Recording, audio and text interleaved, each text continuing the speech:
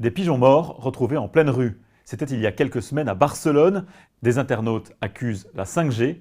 Alors ce réseau ultra rapide est-il vraiment un tueur d'oiseaux? Des centaines de fois sur Twitter, plusieurs milliers de fois sur Facebook, la vidéo de ces pauvres volatiles morts a été partagée massivement.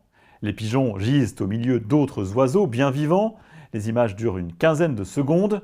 Aucune information sur la cause du décès n'est visible, mais la légende des publications accuse systématiquement la 5G, cette technologie de communication qui promet des débits toujours plus rapides.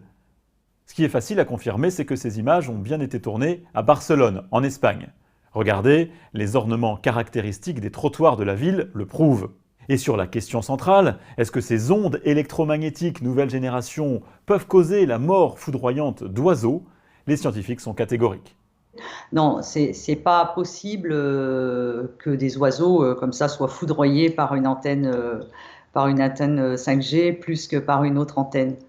Je ne vois pas par quel mécanisme un rayonnement radiofréquence qui est dirigé plutôt vers des utilisateurs au sol que vers des gens en l'air, parce qu'il n'y en a pas beaucoup qui font de la lévitation ou du parachutisme dans le coin, pourrait entraîner la mort des oiseaux.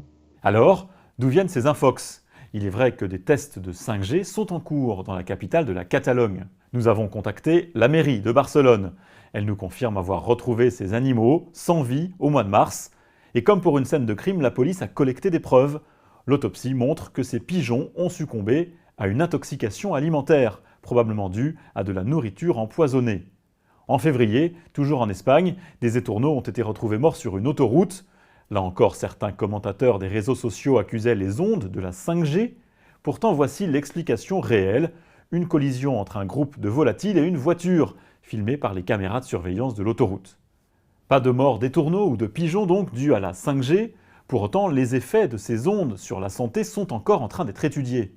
On sait par exemple que ce type de radiofréquence peut provoquer des échauffements de la peau. Ces fréquences ont comme caractéristique d'induire une élévation de la température en fait, lorsque l'intensité de l'exposition est suffisante. Des échauffements, oui, mais qui n'apparaissent qu'après une exposition à très forte dose. En réalité, les scientifiques s'accordent à dire que les dangers sont quasiment nuls. Quand on augmente le nombre d'émetteurs, on n'augmente pas proportionnellement l'exposition. Les émissions des différents émetteurs, au niveau d'une personne ou au niveau d'un endroit, ne s'additionnent pas. D'un point de vue des ondes, il n'y a pas de raison aujourd'hui de craindre des risques particuliers de la 5G, et il est tout à fait raisonnable de mettre des efforts pour vérifier si c'est le cas ou pas.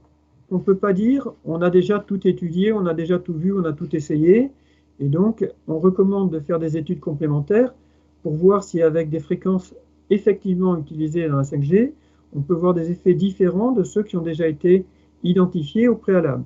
Pour résumer, les autorités sanitaires poursuivent leurs recherches pour confirmer l'innocuité des antennes 5G.